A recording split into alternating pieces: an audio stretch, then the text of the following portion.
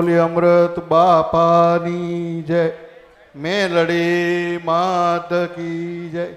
નમઃ પાર્વતી પતે હર હર મહાદેવ. માના ચરણોમાં વંદન, માના ભક્તોના ચરણોમાં પણ વંદન.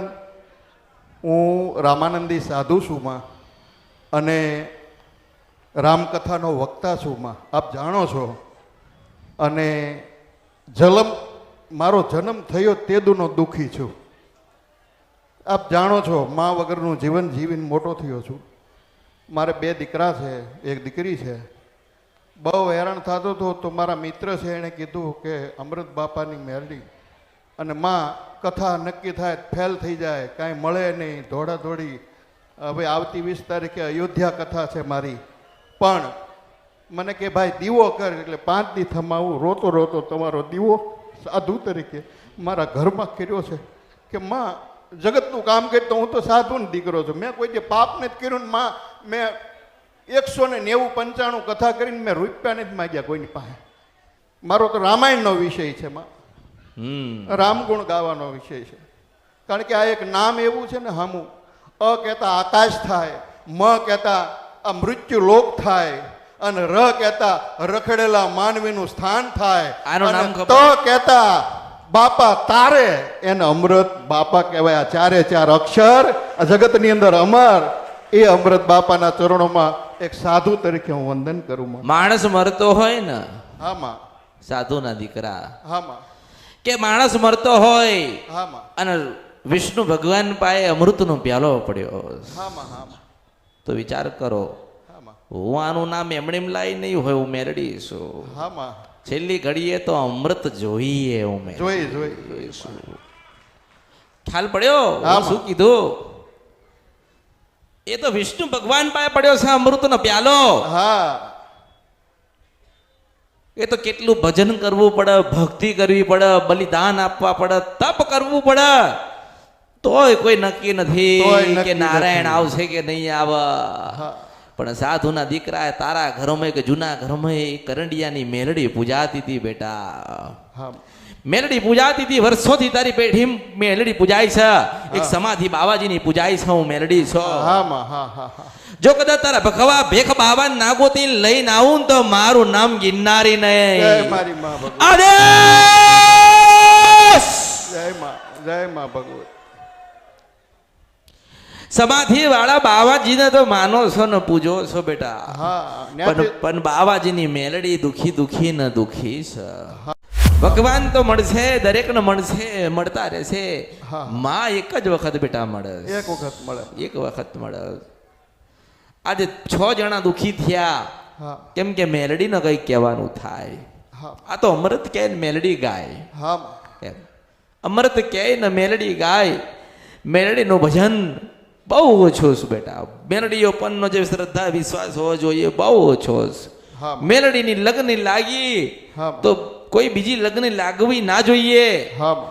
તમે રામને પૂજો છો બરોબર છે, હનુમાનજીને પૂજો છો બરોબર છે, સાધુ મહાત્મા પૂજો છો વાત બરાબર છે, કથાએ કરો છો, હવન કરો છો, હોમ કરો છો, શિવનું જ્ઞાન તમારી પાસે.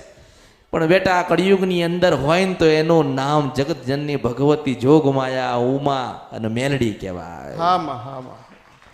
મેલડી એક એવી માતા છે, એક મેલડી એક એવી માતા છે એ કદાચ ભગવાન રામ ના પાડે પણ મેલડી હા પાડે, શંકર ના આપો પણ મેલડી હાલ. મેલડીના ભક્તોને મેલડી વગર ચાલે નહીં. તમે જ્ઞાની છો, સાધુના દીકરા છો, તમે જ્ઞાની છો, સાધુના દીકરા છો, તમે ભક્તિવાળા છો, અધર્મના પાપના પંથેથી તમે બહુ દૂર છો, તમે પવિત્ર છો. પણ મેલડી રાજી નથી બેટા, રાજી નથી. હું મારક કરી, હું મારક કરી આલું, એ જ કહું છું ને, મારો ધર્મ બજાવવો તો પડશે ને. બધા દુઃખવાળા થઈને આવો છો, પણ મારે તો કઈક માર્ગ બતાડવો પડશે ને. અને હું તો સાધુની રશિયણ મેલડી છું, સાધુની રશિયણ મેલડી છું. કોઈ ગિરનારી આવે કે ચલમ પીસો તો કે હાવા દે. એટલે દર મંગળવારનો એક મેલડીનો બેટા ઉપવાસ કરજો. પૂનમના દિવસે સાંજે 7 વાગે મેલડીની આરતી બેટા કરજો. ભલે. અને તે તો તમે તો દુનિયા બધી ફરી છો ને, આમાં. તમે તો ફરેલા છો ને, આમાં આમાં ફરેલા છો ને. હા, તમારી દયાથી બધું. મારી દયા નથી, હું તો બાવાની મેલડી છું, આ ફકીરની મેલડી છું. હા માં. કોઈ કે રાજા મેલડી તો કે ભાઈ રાજા મેલડી છું. હા માં, હા માં. કોઈ કે ફકીર છો તો કે હા હું ફક્કડ બાવો છું. હા હા મારા આગળે કઈ નથી, 52 દીકરા ને પાછળે કઈ નથી. હા માં. મારી બહુચરના રામ છું, શંખલપુરના ટોડાની જય બહુચર મારી આવી. ભગવતી, જય માતાજી, જય જગદંબા. પણ બાવા સાધુ મહાત્મા, હું તમને એક સંદેશ આલું છું હા માં, હા. કે કથા કરજો, હા અયોધ્યા જજો, આમાં. રામનું નામ કરાવજો, હા. શિવનો મહિમા વધારજો. આમાં. પણ તારી 11 પૂનમ બેટા પૂરી થાય, હું મેલડી છું આ કળિયુગમાં, હું સિદ્ધવન સપરા નદી કંદરપિયા મેલડી છું. હા માં. 11 પૂનમ કરજો, 11 પૂનમ કરજો. હા. અને 11 પૂનમના દર દિવસે સુખડીને શ્રીફળ ધરાવજો. હા. રાજી છો ને? હા, રાજી માં, રાજી. પટેલ સાધુ સંતના બાવાજી હતો, બાવાજીની દીકરા કંઈક આપો. અને મારા દીકરાએ તો એમ કીધું, કદાચ માએ એમ કે ને તો બાપા વગાડવા વાળા માયક ને તમને લઈને હું મફતમાં કથા બાપાના સાનિધ્યમાં કરી આવીશું, 5 પૈસા વગરની આશા વગર હું તમને લઈને જાય. જેવી મેં કીધું માતાજીને અમૃત બાપાની કૃપા તો રામ ગુણ ગાશું. બાકી અત્યાર સુધીમાં ક્યાંય રૂપિયો માગ્યો નથી ને કોઈ દી માગવાનું નથી. હું લેવા નથી આવ્યો, આશીર્વાદ. અરે પણ હું દેવા બેઠી છું, મારા ધર્મનું શું તો. ભલે ભલે, મારા આશીર્વાદ આશીર્વાદ આશીર્વાદ આશીર્વાદ આશીર્વાદ આશીર્વાદ, એકના અનેક થાય એવા આશીર્વાદ.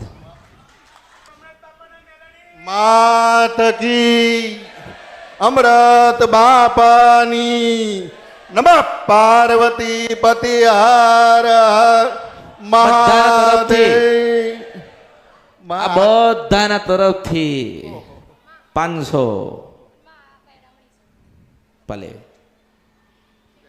ભલે ભલે, આશીર્વાદ. તમે થોડી શાંતિ રાખો, ધીરજ રાખો. હોનાનું દાન હાથથી ના થાય ને તો મારું નામ મેલડી જાય. હા, હોનાનું દાન કરીશ, હાસ તો મેલડી છો, મારો ઇતિહાસ લખાશે અને 2000 વર્ષ પછી ગવાશે. બાપા વિશે મારે 1.5 કલાકનું ભાષણ હું 3 દીથા યાદ કરીને રામાયણમાં નાખીને આવ્યો હતો. મેં કીધું જો મોકો મળશે તો અમૃત બાપા હું છે એવું રામાયણમાં મઢીને એને કહીશ કે અમૃત બાપાની તાકાત હું ને અમૃત નામની તાકાત હું છું. 3 દીતામાં એને મળતો તો બેઠો બેઠો બાપા તને કેવી રીતે હું અહીંયા આવીને વર્ણવું. રામના ગુણ ગાયા, શિવના ગુણ ગાયા, પણ આજ આવડો મોટો જબરો ધર્મ લઈને બાપા બેઠા. અને મને કદાચ મોકો મળે તો 1.5 કલાક બોલું ને તોય મારી પાસે શબ્દો ટૂંકા પડે તારી માટે. કારણ કે બા આ દુનિયાની અંદર દેવ ફૂલથી રાજી થાય અને ફૂલ એને આજ જિંદગીમાં વાવ્યું અને ફૂલ આજ તમારા જિંદગીની અંદર ભગવાન શિવ અને માં મેરડીની ઉપર ચડે છે. આ માળી છે, માળીનું કામ શું છે? માં જગતમાં ફૂલ ખીલાવી અને ભગવાનને અર્પણ કરવું. એક ફૂલ આવે ને ઓળખો તો ઓળખાય, એક ફૂલ આવે ને તો ભગવાન રાજી થાય. તો આણે તો કેટલા ફૂલ, લાખો ફૂલ હું અહીં બાળું, લાખો ફૂલ બાળું છું હું. ભાગ્યમાં હોય ને તો આ ફૂલ લઈ લેજો, અને ભાગ્યમાં નહીં હોય ને તો ફૂલ નહીં મળે.